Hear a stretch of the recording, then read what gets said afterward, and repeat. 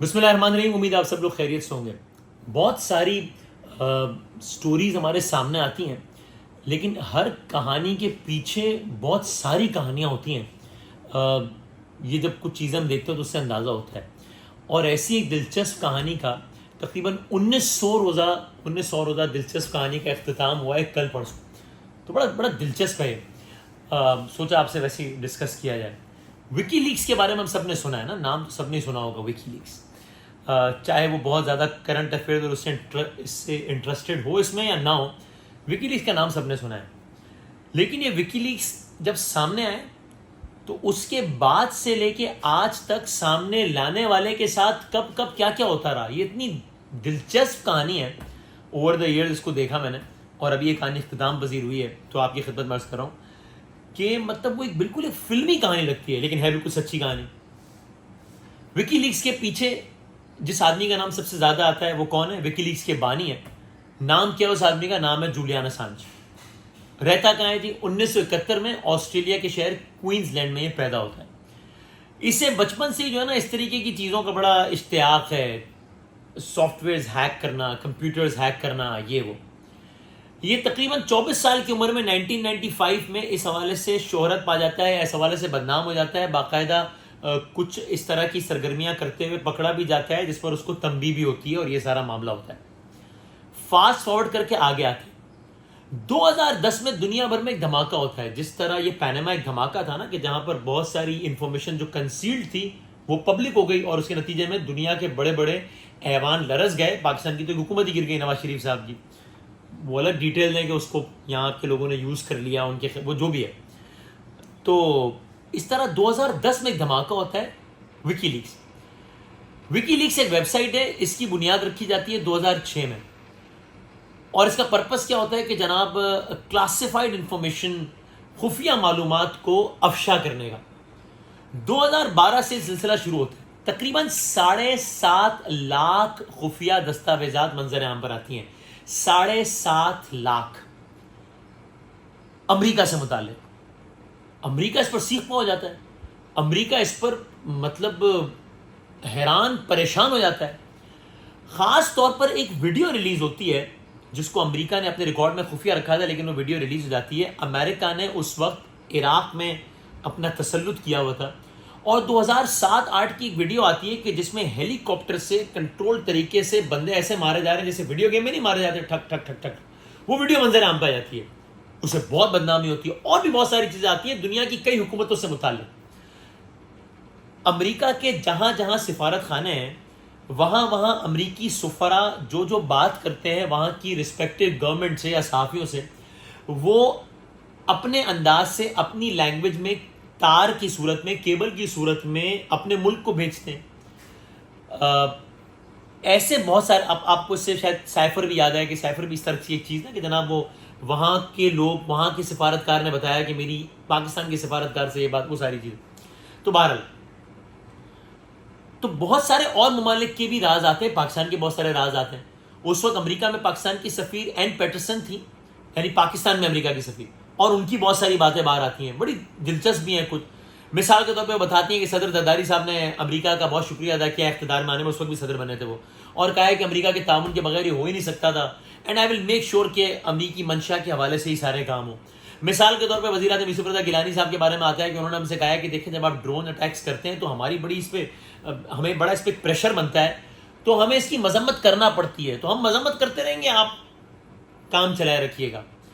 مولانا فضل الرحمان صاحب کے حوالے سے باتیں آتی ہیں، بہت ساری اور باتیں بھی آتی ہیں. یہ آتی ہے کہ اس وقت آرمی چیف اشفاق پرویز کیانی صاحب نے امریکن سے کہا کہ جناب نہ صرف یہ کہ میں بلکہ میرے کور کمانڈر بھی جو ہے نا زرداری صاحب سے بہت بیزار ہے اور ہم انہیں کرپٹ سمجھتے ہیں. ایسی بہت ساری باتیں پاکستان میں بڑی ہیڈ لائنز بنتی ہیں اس کی. شریف برادران کے حوالے سے باتیں ہوتی ہیں کہ جناب وہ سعودی عرب بہت ناراض ہے نواز شریف صاحب سے اس حوالے سے کہ انہوں نے سعودی عرب سے یہ کہا تھا کہ میں لندن جاؤں گا سعودی عرب سے، لیکن وہ لندن سے پاکستان چلے گئے، پھر پاکستان سے واپس بھیج دیے گئے، تو سعودی عرب نے اس بات کا برا منایا تھا. اس سے پتہ چلتا ہے کہ ہماری سیاست میں کتنا زیادہ ڈیپ روٹڈ دخل اندازی ہے امریکہ کی، انتہائی داخلی افیئرز میں بھی. تو بہرحال اب ایک تہلکہ مچ جاتا ہے. 2010 میں یہ کام ہوتا ہے اور امریکہ چراغ پا ہوتا ہے اس بارے میں. اب امریکہ کی ہر ممکن کوشش یہ ہے کہ یہ جو کردار ہے وہ امریکہ کی نظر میں بد کردار ہو جاتا ہے. جولیان اسانج اس کو پکڑنا ہے, اس کو نہیں چھوڑنا, اس کو سخت سے سخت سزا دینی ہے. یہ جو کردار ہے جولیان اسانج, یہ کہاں, یہ لندن میں. لندن میں ایک کام شروع ہو جاتا ہے. سویڈن میں اس پر الزام لگتا ہے سویڈن سے کہ جناب اس نے جب یہ سویڈن میں تھا تو یعنی اس نے سویڈن میں جنسی زیادتی کی ہے, ریپ کیا ہے. ریپ کا الزام لگتا ہے اس پہ, گویا یہ سویڈن کو مطلوب ہے اب ریپ کے مقدمے میں. اس کی یہ پوری کوشش ہے کہ میں سویڈن کے ہاتھ نہ آ جاؤں, چونکہ اگر میں سویڈن کے ہاتھ آ گیا سویڈن نے مجھے امریکہ کے حوالے کر دینا اور امریکہ نے پھر میرا بیڑا غرق کر دینا ہے. امریکہ نے مختلف قوانین جو بنائے تھے اس کے حساب سے 175 سال کی قید ہو رہی تھی اس کو, 175 سال کی, یعنی بچ گیا, زندگی بھر گیا. امریکہ نے کہا یہ ہمارے قومی مفاد کے خلاف ہے, یہ ہمارے عسکری مفاد کے خلاف ہے, یہ ہماری کلاسیفائڈ انفارمیشن, اس نے ہمارے ایجنٹس کو بے نقاب کر دیا ہے, اس نے ہماری قومی سلامتی خطرے میں ڈال دی ہے. یہ جملے آپ کو سنے سنے بھی لگ رہے ہوں گے پاکستان کی تناظر میں بھی. اب یہ کرتا کیا ہے, یہ لندن میں, یہ سویڈن سے بچ رہا ہے, یہ وہ مقدمہ لڑ رہا ہے, یہاں تک کہ اب 2012 آ جاتا ہے.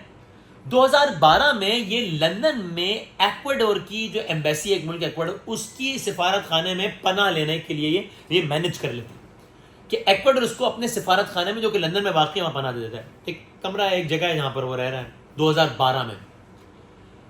اب یہاں پر اس کا وقت گزرنا شروع ہو رہا ہے. امریکہ کو یہ چاہیے, برطانیہ جو ہے وہ چونکہ سفارت خانے کے اپنے قواعد و ضوابط ہوتے ہیں, تو ہر ملک کا سفارت خانہ ہوتا ہے, اس میں اتنا آسان نہیں ہوتا ہے کہ آپ جا کے پکڑ کے لے آئیں. تو ایسے مناظر بھی دیکھنے میں آئے کہ جناب برطانیہ میں ایکواڈور کے سفارت خانے کے اندر ہے یا باہر برطانوی پولیس کھڑی ہوئی سالوں تک, عرصے تک, اور یہ وہاں گیلری میں کھڑا ہے لیکن پولیس کو پکڑ نہیں سکتی.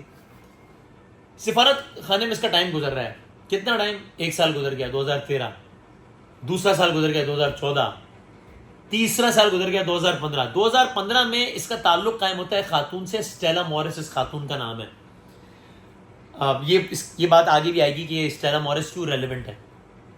2016, 2017, 2018, 2019, 2012 سے لے کے 2019 تک 7 سال تک یہ آدمی, یہ جولیان اسانج, یہ صحافی لندن میں واقع ایکواڈور کی ایمبیسی میں پناہ لیے ہوئے, یعنی 7 سال تک وہ اس 4 دیواری میں, قید ہی کہہ لیں, ٹیکنیکلی قید نہیں ہے لیکن بس 4 دیواری میں 7 سال.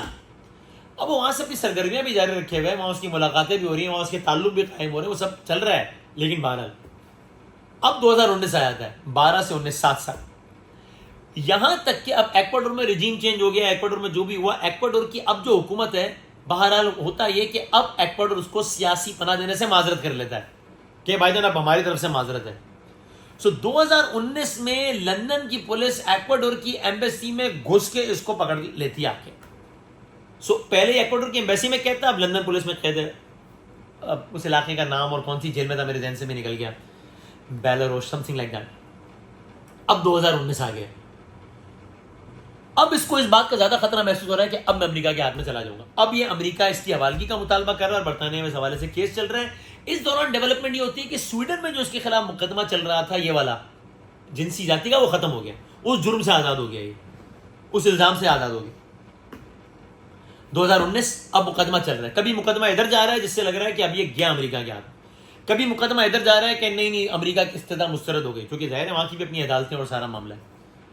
2019, 2020, 1 سال, 21, 22 میں ایک کام اور ہی ہوتا ہے کہ لندن کی اس جیل میں سخت ترین سیکیورٹی میں یہ اپنے 2 بچوں کی ماں, جس کا نام اسٹیلا مورس ہے, جس سے اس کی 2015 میں لندن میں ایکواڈور کی ایمبیسی میں ملاقات ہوئی تھی اور تعلق قائم ہوا تھا, اس سے شادی ہو جاتی ہے. یہ آپ نے صحیح سنا, یہ پہلے بچے ہو گئے پھر شادی ہو, ترتیب ذرا ہو گئی آگے. تو 2022 میں اس کی شادی ہو جاتی ہے اسٹیلا مورس اپنی 2 بچوں کی ماں سے, لیکن ہے جیل میں بھی. 2023, 2024, 5 سال اس طرح گزر جاتے ہیں اس کے. اب کہانی میں نیا ٹوسٹ آتا ہے. تو یعنی 1971 میں پیدا ہوا ہے, 2006 میں ویب سائٹ بنائی ہے, 2010 میں معلومات پبلک ہوئی ہیں, 2012 سے گرفتاری کا پھڈا پڑنا شروع ہو گیا, 12 سے لندن کی ایکواڈور ایمبیسی میں, 19 تک وہاں اور اب 24 تک لندن کی جیل میں. اب 2024 میں کہانی میں ایک حیرت انگیز اور نیا ٹرم اس وقت آتا ہے. اس دوران ساری صحافتی تنظیمیں لگی ہوئی, اس کو رہا کیا جائے, یہ انسانی حقوق کی خلاف ورزی, ایک صحافی کے ساتھ زیادتی ہے. اور 2024 میں بالآخر ایک ارینجمنٹ یہ ہو پاتی ہے, جس کے تحت کیا ہوتا ہے, اس ارینجمنٹ کے تحت ان اے سرپرائزنگ ڈیولپمنٹ, کہ اس ارینجمنٹ کے تحت 2024 میں, یعنی کہ آج سے بس 1-2 دن پہلے, یہ لندن کی جیل سے آزاد ہوتا ہے اور ایک جزیرہ ہے سیپین جو بھی اس کا نام ہے, جو کہ ٹیکنیکلی امریکن ٹیریٹری میں آتا ہے ٹیکنیکلی, اور آسٹریلیا کی حدود سے بھی نسبتاً قریب, آسٹریلیا اس کا ملک ہے. ایک ارینجمنٹ ہوتی ہے جس کے تحت یہ یہاں سے نکل کے اس عدالت میں پیش ہوتا ہے جو کہ امریکہ کی ٹیریٹری میں ہے. چیزیں ساری پہلے سے طے ہیں, یعنی عدالت میں پیش ہونے سے پہلے سب کو معلوم تھا کہ کیا ہوگا, کہ یہ اپنے جرم کا اعتراف کرے گا کہ میں نے کچھ سیکرٹ معلومات افشا کی. جج اس کو سزا سنائے گا, لیکن اس کو سزا ہوگی نہیں. کیوں؟ اس لیے کہ جج تقریباً 5 سال کی سزا سنائے گا, اور وہ 5 سال جو اس نے برطانیہ کی جیل میں گزار دیے اس میں کاؤنٹ ہو جائیں گے. کہہ لیں کہ امریکہ کی بھی فیس سیونگ ہو جائے گی, اس کی بھی فیس سیونگ ہو جائے گی, اور یہ مقدمہ اختتام پذیر ہوگا. 2024 میں یہ امریکہ کی سرزمین پہ وہاں لینڈ کرتا ہے لندن سے نکل کے, یعنی آج سے 1-2 دن پہلے. اس عدالت میں پیش ہوتا ہے, وہاں یہ اعتراف جرم کرتا ہے, وہاں 5 سال کی قید ہوتی ہے, قید سنائی جاتی ہے. لیکن جناب وہ آپ 5 سال گزار چکے ہیں برطانیہ میں تو جیل میں, اس لیے قید آپ پہ امپلیمنٹ نہیں ہوگی. جولیان اسانج مسکراتا ہے, فلائٹ لیتا ہے اور آسٹریلیا پہنچ جاتا ہے. یہ ایک سچی کہانی ہے دنیا میں ہونے والے وکی لیکس کے بانی کے اوپر بیتنے والے. آپ اپنے کامنٹس میں ویسے بتائیے گا, I would really like to know, I am interested in knowing کہ آپ لوگ کا اس سب پہ کیا اوپینین ہے. آپ کا یہ اوپینین ہے کہ جولیان اسانج ایک مجرم تھا اس لیے کہ اس نے خفیہ معلومات تک رسائی حاصل کی اور اس کو پبلک کیا, یا جولیان اسانج ایک ہیرو تھا کہ جس نے یہ ساری چیزیں کی.